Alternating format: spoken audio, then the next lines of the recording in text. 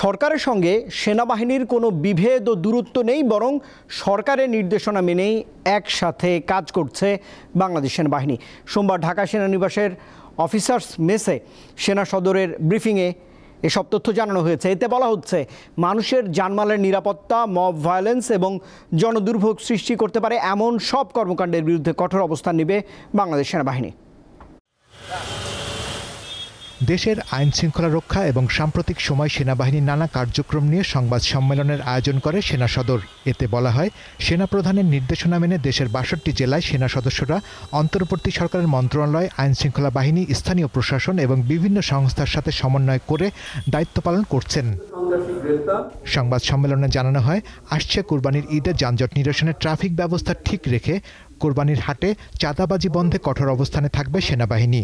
ঈদুল আজহা উপলক্ষে ঘরমুখো মানুষের সর্বোচ্চ নিরাপত্তা ও সুশৃঙ্খল যানবাহন চলাচল নিশ্চিত করতে বাংলাদেশ সেনাবাহিনী ঈদের আগে ও পরে মিলিয়ে ২ সপ্তাহের বিশেষ কার্যক্রম গ্রহণ করেছে।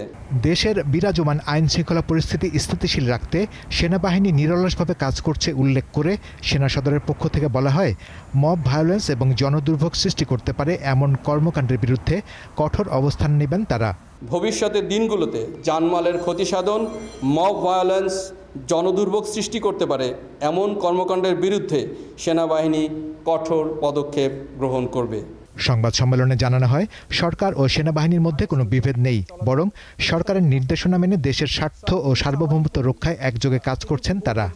থিং ভেরি সিম্পল, অনেক কমপ্লিকেটেড না চিন্তা করে আমরা যেন এটাকে এমনভাবে না দেখি যে সরকার সেনাবাহিনী ভিন্ন ভিন্ন চিন্তা করছে বা একে অপরের বিপরীতে দাঁড়িয়ে আছে।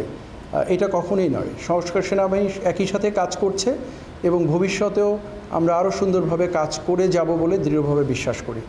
সম্প্রতি কেএনএফের ৩০,০০০ ইউনিফর্ম পাওয়া নিয়ে সাংবাদিকদের প্রশ্নের জবাবে বিষয়টি খতিয়ে দেখা হচ্ছে বলে জানায় সেনা সদর। টোটাল বম কমিউনিটির জনবলই হচ্ছে ১২,০০০। সেই ১২,০০০-এর মধ্যে ছোট বাচ্চা, আবার বৃদ্ধ বনিতা সবাই সামিল।